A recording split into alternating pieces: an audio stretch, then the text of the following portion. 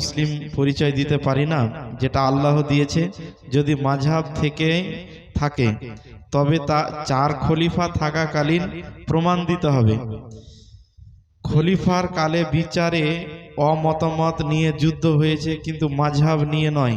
যেমন হিন্দুরা উচ্চ জাতি নিচু জাতি করে, এখন আমরাও করি। এটা তো আমার প্রশ্ন রে ভাই, আমি তো এই কথাটাই বলি, আপনি যা লিখেছেন। আমরা তো মাঝাব করি না, মাঝাব করি নাকি?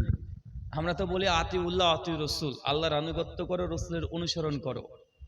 আর আল্লাহ এবং আল্লাহ রসুলের অনুসরণ করে যারা কোরআন সুন্নাহর অনুকূলে কথা বলে, তাদের কথা যদি কোরআন সুন্নাহর মানদণ্ডে সহি হয়, আপনি তাদের কথাগুলোকে মানতে পারেন। মাঝের কথা তো আমরা বলি না। আমরা বলি নাকি?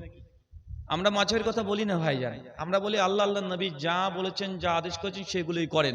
তাই এই প্রশ্নগুলো তাকে করবেন যারা মাযহাব করে চিৎকার মারে। আমরা বলি যে কোরআন এবং সহিহ হাদিস এটাই মানেন। আর কোরআন সুন্নাহর বিরুদ্ধে যত বড় মহাত্মা মহাপুরুষের কথা চলে যাক না কেন, তার কথার 5 পয়সা মূল্য নাই।